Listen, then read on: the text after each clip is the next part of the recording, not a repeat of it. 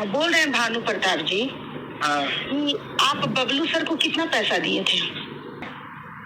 जितना बोल रहे हैं उतना दिए हैं। आप उनको उतना 3 लाख रुपया उनको आप दिए थे? हाँ, अच्छा।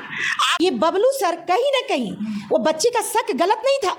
बच्ची को इंफॉर्मेशन जो मिला था वो बिल्कुल सही मिला था। बबलू सर मेरे संस्था के नाम पर 3 लाख रुपए की उगाही किए। और ये क्या किया इंसान कि ये इंसान बोला कि हम तुम्हारा सब करवा देंगे, और लास्ट में वो लड़का अरेस्ट हो गया। लाइसेंस नहीं जब्त करवा दिए तो ये इंसान याद करेगा। बबलू सर के लाइसेंस को हटा ले हैं। हाँ। ये बबलू सर बोलने का तो मन नहीं कर रहा है, जी भी क्या बोले। ये बबलू ये क्या बोले आगे, इतना सब बोलने का हिम्मत भी नहीं कर रहा आपके है। नजर में इतना गिर गए हैं। इतना गिर गए मतलब गलती करते जाओ, तेरी गलती में ही तुम्हारी सजा नहीं तय कर दिए तो याद रखना कि तुमको किस महिला से मुलाकात हुई थी और तुम किस महिला पर तुम एलिगेशन लगाए हो, याद रखना। मैं जल्दी तुम FIR करो, खाली करके तुम दिखाओ, उसके बाद देखो कि हम तुम्हारे लिए कौन सी कहानी की रचना करते हैं। तेरा विनाश नहीं कर दिए और तेरा ये एक कोट है ना तेरे शरीर से नहीं उतरवा दिए तो फिर मुझे कह देना। यानी कि मेरे संस्था के नाम पर वो इंसान कहीं ना कहीं 3 लाख रुपया का उगाही किए और अपने माथा छुड़ाने के लिए, अपने परेशानी को हटाने के लिए ये मुझे बदनाम करने के षड्यंत्र किए। तो आप ही का बयान अब आपके लिए सबूत बनकर और न्यायालय में जाएगा और जज साहब के सामने रखेंगे कि सर किस तरह से हम जैसी समाज सेवियों को बदनाम करने में ये वकील सर अपना रूपरेखा दिखाए हैं। तो वकील सर आपको बोल रहे हैं, बबलू सर पर्सनली आपको, सभी दर्शक को कहना चाहती हूँ कि मैं बबलू जी को नारायणी शक्ति फाउंडेशन से रस्टिगेट कर दी हूँ, हमारे संस्था में नहीं है। और कोई भी व्यक्ति को अगर इस तरह का फर्जी संस्था के नाम पर कोई पैसे का उगाही करता है तो मेरा चैनल पे नंबर चलता है, तुरंत मुझे इन्फॉर्म करें और मुझे जानकारी दे। और नमस्कार दोस्तों, अभी हम नारायणी शक्ति फाउंडेशन में मौजूद हैं और अभी आप सोशल मीडिया पर देख रहे होंगे कि सरिता मैडम को लेकर एक वीडियो चल रहा है जिसमें बोला जा रहा है कि सरिता मैडम कोई पीड़िता से 3 लाख रुपए लेकर बैठ गई है। चलिए इसी मामला पर हम बातचीत करेंगे। जो पटना हाई कोर्ट के जो वकील हैं बबलू सर, वो लगातार दावा कर रहे हैं कि सरिता मैडम 3 लाख रुपये लेके बैठी है। चलिए बातचीत सीधे सरिता मैडम ही मौजूद हैं, इन्हीं से हम बातचीत करते हैं कि सच में 3 लाख रुपये लिए हैं या नहीं लिए हैं। कैसे मैडम, पहले ठीक है, क्या कहिएगा? आप पर एक आरोप लग रहा है कि पीड़िता से 3 लाख रुपए लेकर बैठ गए हैं, सच में 3 लाख रुपया लिए हैं पीड़िता से? मेरे ऊपर आए दिन आरोप ही लगते रहता है, हमें नहीं पता था। तो पैसा लेते होंगे तभी तो आरोप लगता है। में पैसा लेते हैं सो नहीं लेते हैं वो तो सबूत आपको दे ही देंगे ना। आपके पास सबूत आ गया?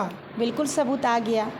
क्या कहिएगा? जो पटना हाई कोर्ट के जो वकील हैं वो आप पर लगातार दावा कर रहे हैं कि आप पर FIR करेंगे, आप 3 लाख रुपया लिए हैं, क्या कहिएगा उनको? करें सर, हम पर किस आधार पर हाई कोर्ट में कंप्लेन दर्ज करेंगे? सर हाई कोर्ट में काम करते हैं, sir sorry Bablu ji high court में काम करते हैं, तो इसका मतलब ये नहीं है। अभी हम नहीं बोल पा रहे हैं, थोड़ा बोलिए ना। तो अच्छा तो समझा रहा है सर, सुर बोल दिए सर। तो मेरा टाइटल ठीक रहता तो आप गड़बड़ाते हैं। ये तो पनिया मेरा टाइटल खा हुआ है तो आप हम बोलिए मोबाइलों फिर बाहर जाएगा। अपने किए गए कुकर्मों को वो मेरे माथे मढ़ देंगे, तो ये उनकी भूल है। वो मेरे संस्था के नाम पर किसी क्लाइंट से 3 लाख रुपया लिए और कहीं ना कहीं उस क्लाइंट को ये दावा करवाएं कि हम संस्था से आपका जो आपका प्रॉब्लम है उसको समाधान कर देंगे। तो मेरा ये कहना है कि हम संस्था के तरफ से हम किसी व्यक्ति को मदद के लिए आपके पास भेज सकते हैं कि आप हाई कोर्ट के वकील सर हैं, लेकिन आप हाई कोर्ट से किसी क्लाइंट को आप संस्था में ला रहे हैं तो कहीं ना कहीं आप हाई कोर्ट के आप गरिमा को भंग कर रहे हैं। क्योंकि हाई कोर्ट हम लोग सब के लिए एक बहुत बड़ा मंदिर है, इंसाफ का मंदिर कहा जाता है, और आप मंदिर से, इंसाफ के मंदिर से किसी को आप संस्था से इंसाफ दिलवा रहे हैं, ये कितनी बड़ी दुर्भाग्य है। तो सबसे बड़ा ये बात है कि ये बबलू सर अपनी पहने हुए जो कहता है कि जैसे पुलिस का खाकी वर्दी होता है वैसे ही वकील सर का एक तरह से मानिए तो ये ब्लैक उनकी वर्दी है, समझ गए ना। और ये सर क्या कर रहे हैं? जस्टिस, लोगों को इंसाफ दिलवाते हैं और इसी चीज़ की पहचान ये होती है ब्लैक कोट। अब मेरा ये कहना है कि ये क्या कर रहे हैं, ये क्लाइंट के, या खुद ही सोशल मीडिया पे, हम कोई आरोप नहीं लगा रहे हैं, इन्हीं का ये आरोप है कि ये अपने किसी क्लाइंट से 3 लाख रुपया ये लेते हैं और ये हमको देते हैं। तो मेरा ये कहना है कि सर आप हमको क्यों 3 लाख रुपया दिए? मैनेज करने के लिए दिए नहीं तो मैनेज किस चीज़ का मैनेज पीड़िता करेगी ना। जो मैनेज 2 व्यक्ति है तो वो दोनों ना मैनेज करेगा, तो वो कहीं जाके प्रॉब्लम क्रिएट नहीं करेगी। हमें देने से कौन सा मैनेज हो जाएगा? और हमको कोई अगर देगा तो कोई कागज बनवाएगा, कुछ करवाएगा, कोई काम देगा, कोई करेगा कि मैडम हम आपको इतना मोटा रकम देंगे, मैडम मेरा ये प्रॉब्लम सॉल्व कर दीजिए, कुछ ऐसा रहेगा। तो मेरा ये कहना है कि आप तो सबसे पहले हम आपको रिकॉर्डिंग ही सुना देते हैं कि जो व्यक्ति पैसा दिया है, ये मामला एक चंचला एक बच्ची का मामला है जो कुछ समय पहले मेरी संस्था में आई थी। मैं संस्था के माध्यम से आगरा में जाकर यूपी पुलिस के द्वारा मैं जो आरोपी था उस बच्चे को मैंने गिरफ्तार भी करवा दिया, वहाँ थाना में सब कुछ करवा दिया। चंचला लास्ट में वो लड़का बोलता है कि हम तुमको रखने के लिए तैयार जब हो जाता है तो चंचला केस वापस ले लेती है। 4 दिन लड़का रखता है, फिर उसके बाद चंचला को धोखा देता है। चंचला पटना आती है, पटना में कई थाना में मैं लेके चंचला को जाती हूँ। वो बोलती है मैम मैं पटना रहती हूँ, पटना से ही केस करवा दीजिए। मेरा भी चलो अगर होता है तो करवा देंगे। सभी जगह थाना से एक ही चीज़ मिला कि मैडम इसका मामला आगरा में क्रिएट हुआ है, यूपी में, इसको यूपी में जाकर FIR करवा दीजिए, और नहीं तो झारखंड की बच्ची है इसको झारखंड से करने बोलिए। मैंने चंचला को बोला बेटा ये 2 जगह से तुम कर लो तो अच्छा रहेगा। अब मेरा जाने का मतलब है कि पैसे खर्च होना, क्योंकि हम जाएंगे तो एक टीम के साथ जाएंगे, टिकट कटाना ये वो बहुत सारे खर्चे। तो मेरा ये कहना था कि बेटा तुम्हारा तो सब कुछ वहाँ थाना जान रहे हैं, थाना में तुम्हारा मामला ऑलरेडी जा चुका है, अब तुम थाना में ही जाके ये कंप्लेन करो कि सर यहाँ तो ये बोल के मुझे लेके गया कि मैं रखूँगा, लेकिन 4 दिन बाद फिर मुझे निकाल दिया है, मेरा FIR दर्ज किया जाए। वो दर्ज करेंगे और लड़का को अरेस्ट कर लेंगे। अब मेरी ज़रूरत ही नहीं है क्योंकि तुम्हारा मामला ऑलरेडी वहाँ जा चुका है। बच्ची क्या की कि पता ना बच्ची के दिमाग में कौन ऐसा भूसा उसा क्या किया नहीं किया, क्योंकि वो वकील सर से मिलने गई थी। यहाँ तक कि कभी चंचला से मुलाकात होगा तो बच्ची बताएगी, तो ये उस बच्ची का उस लड़का का काउंसलिंग क्या नहीं यही जानेंगे क्या किए। उसके बाद वो बच्ची भी सोशल मीडिया पे आके बोलती है कि मतलब सरिता मैडम नारायणी शक्ति फाउंडेशन मेरे लड़का से 2.5 लाख रुपया 2 लाख रुपया ले ली है। लेकिन उस बच्ची को मैंने सोशल मीडिया पे सुनकर भी मैंने नज़रअंदाज कर दिया। मुझे यही लगा कि साँच को आँच किया, और वो बच्ची है, हो सकता है कि बच्ची हमसे बहुत ज़्यादा उम्मीद की हो और उसकी उम्मीद ना हमसे पूरी हुई हो सकता है कि बच्ची को कोई बरगला दिया हो, तो वो बच्ची थी, मैंने उस चीज़ को क्षम कर दिया, मैं सुन के अनसुना कर दिया। अब मेरा ये कहना है कि ये बबलू सर कहीं ना कहीं वो बच्ची का शक गलत नहीं था, बच्ची को इन्फॉर्मेशन जो मिला था वो बिल्कुल सही मिला था। बबलू सर मेरे संस्था के नाम पर 3 लाख रुपए की उगाही किए। अच्छा। और ये क्या किया इंसान कि ये इंसान बोला कि हम तुम्हारा सब करवा देंगे, और लास्ट में वो लड़का अरेस्ट हो गया, क्योंकि मेरे पास कोई सूचना नहीं है, कोई सूचनाट नहीं है, और मैं लड़की को सपोर्ट करूंगी ना कि मैं लड़के को करूंगी। हमारे पास आवेदन लड़की दी है तो मैं लड़की के सुनूंगी। अगर कोई लड़का आवेदन देगा और उसका साक्ष्य मेरे पास रहेगा, सबूत मेरे पास रहेगा, तो मैं लड़का की मदद करूंगी, क्योंकि सबूत के आधार पर ही मैं बात करती हूँ। तो मेरा ये कहना है अगर मुझसे नहीं संभलेगा तो फिर मैं खुद वकील सर ये हमारे संस्था को ज्वाइन किए हुए थे, तो मैं इन्हीं को बोलती कि सर थोड़ा इसका मामला देख लीजिए, थोड़ा कोर्ट से इसका केस करवा दीजिए, और सर इसका मामला को थोड़ा कोर्ट में देख लीजिए। मैं आपके पास किसी क्लाइंट को भेज सकती हूँ, लेकिन आप भेज रहे हैं मेरे पास, तो ये दुर्भाग्य है। यानी कि आपको न्यायालय पर भरोसा नहीं, आप न्यायालय में रह के न्यायालय के गरिमा को भंग कर रहे हैं। आपके पास कोई क्लाइंट जाता है और आप उस क्लाइंट को संस्था में भेज रहे हैं, आप उस क्लाइंट से 3 लाख रुपया आप लेते हैं, ये कैसी दुर्भाग्य है।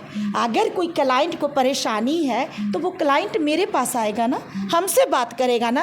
तो अब आपको मैं सबूत देती हूँ, खुद वो क्लाइंट जिनको वो क्लाइंट बोल रहे हैं, मेरा क्लाइंट नहीं है, मेरे पास पीड़िता आती है, मेरे पास दुखी लोग आते हैं, लेकिन उनका क्लाइंट होता है, जैसा कि वो सोशल मीडिया पे बयान दे रहे हैं। तो अब आप देख लीजिए, अरे बबलू सर का राज इसमें है, राज है, बहुत बड़ा राज है, क्योंकि मैं बिना सबूत के दोस्तों देखिए बड़ा राज लगाती हूँ। सुन लीजिए। हाँ, भानु प्रताप जी बोल रहे हैं। हाँ बोलिए। हाँ, बोल रहे हैं भानु प्रताप जी हाँ, कि आप बबलू सर को कितना पैसा दिए थे? हम बात करते हैं अभी ने बात। तो हमको बताइए ना कितना दिए थे? बबलू जी से बात कर लीजिए। नहीं, वो तो हमसे बात ही नहीं हुई, वो तो बहुत बदतमीजी पे आ गए हैं। आप हमको बताइए ना। अच्छा ठीक है, उन बबलू जी से बात कर लीजिए। आप हमको बोलिए ना कितना पैसा आप हमको नहीं पता, उनको दिया गया, बबलू जी जानते होंगे। तो बबलू जी को कौन, आप ही ना दिए होंगे पैसा? ना हमने दिए। कौन दिया है? अब कौन दिया, बबलू जी बताएंगे। तो बबलू जी से तो मेरी बात नहीं हो रही है, हम आपसे जानकारी ले रहे हैं। नहीं हमने दिए। जब आपको जानकारी लेंगे तब ना उनसे बात करेंगे। हाँ तो हम पता करके बताते हैं आपको। तो सुनिए ना मेरा बात, वो दावा कर रहे हैं कि वो हम पैसा दिए हैं, तो आप पैसा दिए होंगे तभी ना हमको पैसा दिए होंगे। हाँ अच्छा तो ठीक है, सुनिए ना। हेलो, ये ना मेरी हम पहले बबलू जी से हम बात कर लेते हैं, फिर आपसे बात करते हैं। नहीं, आप हमको पहले बताइए भानु प्रताप जी।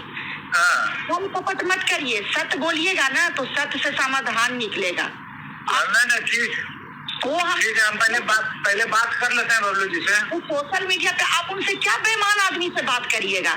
सोशल मीडिया पे वो बोल रहे हैं कि वो उनको 3 लाख रुपया दिए हैं, तो हम पूछ रहे हैं कि आप उनको कितना रुपया दिए हैं? जितना बोल रहे हैं उतना दिए हैं। आप उनको उतना 3 लाख रुपया उनको आप दिए थे? हाँ अच्छा, अच्छा तो जब आपको हमको पैसा देना था तो फिर आप डायरेक्ट क्यों नहीं आए थे जो आप उनके द्वारा पैसा दिलवाए? नहीं तो वो तो उन्हीं से बात किया गया था, आपसे थोड़ी बात किया गया था। हमसे नहीं किया गया था। मैं उन्हीं से बात हुआ था। तो बताइए। ये तो बहुत बड़ा राज है मैडम। तो आप देख लीजिए कि जो पैसे के लेन देन की कहानी चल रही है, तो ये पहले हमको बताना नहीं चाह रहे हैं। मान लेते हैं कि जब वो पैसा वो लेवे किए थे हमको देने के लिए, तो इनको भी तो इन्फॉर्मेशन होगा ना। इनसे जब हम बात कर रहे थे तो ये भी तो बात ही बोले होंगे ना कि मैडम हम तो पैसा उनको दिए थे आप ही को देने के लिए, और मैडम आपको तो पता होगा वो ऑलरेडी आपको पैसा दे चुके हैं। लेकिन ऐसा कोई इस बयानबाजी में है, ऐसा कोई बात है? क्योंकि मैं तो उनसे रोक टोक कर रही हूँ, बात कर रही हूँ, टॉक टू टॉक। तो मेरा ये कहना है कि पहले तो ये इनकार कर रहे हैं कि नहीं कोई पैसा हम नहीं दिए हैं, कोई पैसा नहीं दे रहे हैं। लेकिन जब हम इनको प्रेशर दिए हैं कि आप सत्य बोलिए, तो ये बोल रहे हैं कि दिए हैं 3 लाख रुपया दिए हैं। जब इनसे हम ये बोल रहे हैं कि जब आपको हमको देना था तो आप हमसे ना बात करेंगे। अरे भाई जिसको देना है उसे तो बात तो करेंगे ना, चाहे वो आदमी हमसे मांगेगा तब ना देंगे, बिना मांगले दे देंगे। तो आप लगातार इसमें देख रहे हैं कि ना मैंने इनसे पैसा मांगा है, ना इनसे मेरा कोई पैसे की लेन देन की बातचीत हुई है, तो फिर वो क्लाइंट उनको क्यों देगा पैसा हमको देने के लिए? यानी कि मेरे संस्था के नाम पर वो इंसान कहीं ना कहीं 3 लाख रुपया का उगाही किए और अपने माथा छुड़ाने के लिए, अपने परेशानी को हटाने के लिए ये मुझे बदनाम करने के षड्यंत्र किए। तो कहीं ना कहीं नारायणी शक्ति फाउंडेशन इस चीज़ की कंप्लेन हम एसपी सर के पास लेकर जाएंगे और हमारे पास पुख्ता सबूत है, और इस सबूत के आधार पर कि ये इंसान वर्दी मतलब काला कोट जो हम लोगों का कहता है जस्टिस का पहचान होता है, हम लोग सभी लोग लास्ट में वकील और न्यायालय में हमारे जज सर हैं उन्हीं पर भरोसा करते हैं और अपनी जीवन की सारी पीड़ाओं को उनके सामने समाधान के लिए रखते हैं। और आज कहीं ना कहीं संस्था क्या है, एक सामाजिक सुधार है, लेकिन न्यायालय है वो प्रतिष्ठा है, सम्मान है, और वो सारे परेशानियों का निदान है। और इनको ये सोच लीजिए कि कोई इनको अगर 3 लाख रुपया दिया था तो ये कोर्ट में उसको इंसाफ दिलवा देते, सीधे कोर्ट से मतलब ये केस करवा देते उस व्यक्ति को, और उसके बाद 3 लाख रुपया में तो आराम से इंसाफ मिल जाता कोर्ट में। तो ये इंसान हमको क्यों पैसा देंगे? और ये इंसान संस्था एक तरफ ही क्या बोल रहा है, संस्था होती क्या है, संस्था क्या करता है, बहुत संस्था का भी बेइज्जती कर रहे हैं, ऐसा नहीं है कि पर्सनली मुझे कर रहे हैं। और उसके बाद उसी संस्था को ये कह रहे हैं कि हम 3 लाख रुपया दिए। तो आप 3 लाख रुपया क्यों दिए? आपको अपने ऊपर भरोसा नहीं था, यानी कि आपको न्यायालय पे भरोसा नहीं था, आप कहीं ना कहीं न्यायालय के गरिमा को भंग किए हैं। तो अब आपकी यही आप ही का रिकॉर्डिंग, आप ही का बयान अब आपके लिए सबूत बनकर और न्यायालय में जाएगा, और जज साहब के सामने रखेंगे कि सर किस तरह से हम जैसी समाज सेवियों को बदनाम करने में ये वकील सर अपना रूपरेखा दिखाए हैं। तो वकील सर आपको बोल रहे हैं, बबलू सर पर्सनली आपको, क्योंकि हमारे आज भी बहुत सारे वकील सर ऐसे हैं, उन्हीं के ऊपर तो हम लोग सब सुरक्षित हैं। जिसको भी पीड़ा होता है हम लोग वकील, आज भी हमारे पास पीड़िता आती है, संस्था से मामला सॉल्व नहीं होता है तो हम लोग वकील सर के पास ही भेज देते हैं, जाइए अब आपका न्यायालय से होगा। पहले इन्हीं के पास हम भेज दिया करते थे। एक पीड़िता मेरे पास काजल आई थी, पूरा उसका केस को ये बिगाड़ दिए, पूरे उसका मतलब उसका जो पति था उसी से पैसा ही ले लिया। हमको काजल बताई लेकिन विश्वास नहीं हुआ, क्योंकि उसके पास संस्था पर लगता मैम, लेकिन आप न्यायालय के एक वकील पर लगा, वकील पर इन पर आरोप लगा हुआ है। आज न कल वो बच्ची आके आपको बयान देगी कि उसके साथ इन्होंने क्या किया है, लेकिन उसके पास कोई सबूत नहीं। बच्ची हमको बताई तो हम इनको एक बार बोले भी कि सर क्या आप ऐसा किए हैं, तो नहीं मैडम। हम भी सोचे क्या मुंह लगाना, चलो बच्ची के पास भी कोई सबूत नहीं है, लेकिन बच्ची बोलती है कि मेरा तो भाई खोज रहा है कि जिस दिन वो वकील मिलेगा चप्पल से मारेंगे। तो आप अपने आप को बचाइए, और आप ये काला कोट पहनने के लायक नहीं है। सबसे पहले तो पूरे वकील सर से मेरा निवेदन होगा कि जो भी हाई कोर्ट के वकील सर इस वीडियो को देखें, मेरा आप लोगों से आग्रह होगा कि सर ऐसे ये सब तालाब के सड़े हुए मछली हैं जो कहीं ना कहीं जहाँ भी ये लोग ऐसे रहेंगे, चाहे किसी संगठन में रहें, न्यायालय में रहें, चाहे थाना में रहें, चाहे मेडिकल लाइन में रहें, चाहे शिक्षा लाइन में रहें, इसी टाइप के पैसे के भूखे दरिंदे लोग समाज को दूषित कर रहे हैं। समाज के प्रतिष्ठा और कई जगह के प्रतिष्ठा और गरिमा को भंग कर रहे हैं। और देखिए मैं सबूत दे दी हूँ, मैं अपने सफाई में अगर मैं खुद बोलती तो आप लोगों को लगता कि खुद को बचा रही है, इसीलिए मैं काफ़ी परेशान थी। कल से मैं परेशान थी कि मैं क्या करूँ, लेकिन आज मैंने हिम्मत करके फ़ोन किया, जबकि मैं फ़ोन नहीं करती थी, मुझे अच्छा नहीं लगता है। मेरे पास जो पीड़िता आती है मैं पीड़िता के फ़ोन किसी भी टाइम उठा लेती हूँ, लेकिन पीड़िता के विपक्षी का हम ज़्यादा मैं बात नहीं करती हूँ। लेकिन मैम देखा जा रहा है कि बबलू सर बोल रहे हैं कि आप पर FIR करेंगे। हम पर FIR करेंगे तो आप देख लें। हम तो कहते हैं कि आप करिए सर, आप ही करिए। अच्छा। आप ही के माध्यम से हम जज साहब के साथ पास पहुंच जाए। अच्छा। अच्छी बात है ना, हमको तो भाई बुलाया जाएगा ना कि मैडम आप पे एलिगेशन है तो क्या इसका ये है। बिना सबूत के तो आप हमको कुछ कर नहीं पाइएगा, बाल भी बाका नहीं कर पाइएगा, लेकिन आपका सबूत मेरे पास आ चुका है। अब आपकी बारी है कि आप कैसे बचेंगे। हमें डरने की ज़रूरत नहीं है, डरने की बारी आपकी है, क्योंकि सत्य को कोई पराजित नहीं कर सकता है। और आपकी झूठी और आपका जो आप गड्ढा खोते थे ना, उस गड्ढा में आप खुद ही गिर गए हैं। और बस यही चाहेंगे सभी वकील सर से कि जब तक इस समस्या का समाधान ना हो जाए, ऐसे व्यक्ति के तो बदन पर एक काला जो कोट है वो भी शोभा नहीं दे रहा है। ऐसे इंसान को तुरंत, ये जो हमारी संविधान की प्रतिष्ठा है, ये जो कोट तुरंत ऐसे इंसान के शरीर से हटा दिया जाए। चलिए दोस्तों, तो ये नारायणी शक्ति फाउंडेशन का आप लोग हटाएं ना हटाएं, हम तो जरूर हटवाएंगे। लाइसेंस नहीं जब्त करवा दिए तो ये इंसान याद करेगा। बबलू सर के लाइसेंस को हटा ले हैं। हाँ। ये बबलू सर बोलने का तो मन नहीं कर रहा है, जी भी क्या बोले। ये बबलू ये क्या बोले आगे, इतना सब बोलने का हिम्मत भी नहीं कर रहा है। आपके नज़र में इतना गिर गए हैं, इतना गिर गए हैं, मतलब अब उस इंसान से मुझे घृणा हो रही है, मैं क्या बोलूं। इसीलिए बस गलती करते जाओ, तेरी गलती में ही तुम्हारी सजा नहीं तय कर दिए तो याद रखना कि तुमको किस महिला से मुलाकात हुई थी और तुम किस महिला पर तुम एलिगेशन लगाए हो। याद रखना, मैं बच्ची को माफ़ कर दी थी, मुझ पर आरोप लगाई तो क्योंकि वो बच्ची थी। बच्ची का 100 गलती माफ़ है क्योंकि वो कम उम्र की बच्ची है। वो मुझे 10 को गाली भी दे देगी ना तो मैं बर्दाश्त कर लूँगी कि तकलीफ़ में है, तकलीफ़ में मुझे बोल रही है। लेकिन तुम जैसे लोगों को एक रत्ती नहीं बर्दाश्त करूँगी। और जल्दी तुम FIR करो, खाली करके तुम दिखाओ, उसके बाद देखो कि हम तुम्हारे लिए कौन सी कहानी की रचना करते हैं। तेरा विनाश नहीं कर दिए और तेरा ये एक कोट है ना तेरे शरीर से नहीं उतरवा दिए तो फिर मुझे कह देना। लेकिन मैम देखा जा रहा कि आप पर ही आरोप लगता रहता है, या बहुत सारे ऐसे संस्था हैं उन पर आरोप लगते रहता है कि आप लोग पैसा लेते हैं, आप लोग पैसा लेते हैं, पीड़िता से काफ़ी पैसा लेते हैं। अरे भाई देखिए, देने वाले को तकलीफ नहीं, लेने वाले को तकलीफ नहीं, और देखने वाले की आंख गड़ रही है तो क्या वकील सर बिना फी लिए हुए का इंसाफ देते हैं? तो और उसके बाद फिर आता नहीं तो मिनिमम था, हमारे पास भी तो मिनिमम है। आप पर आरोप ना 3 लाख ले लिया ना, तो मिनिमम तो मेरा है ही, मेरा 1100 रुपया रजिस्ट्रेशन शुल्क है। उसके बाद कहीं जाते हैं, कोई ले जाता है, दिल्ली ले जाता है, मुंबई अगर ले जा रहा है कि मैम चलिए मेरे परिवार को काउंसलिंग कर दीजिए, तो यातायात का तो साधन लगेगा। बिल्कुल। क्योंकि हम कहाँ से लाएंगे? किसी एक का समस्या का समाधान होगा तो हम अपने पास से लगा भी देंगे, लेकिन इतने समाज को हम कहाँ से लाएंगे? तो सबसे बड़ी बात है कि हम तो एनजीओ हैं, मेरा तो काम ही है कि समाज से लेना और समाज को मदद कर देना। लेकिन आप अपने आप को देखिए कि आप क्या कर रहे हैं। 3 लाख रुपया लिए हैं।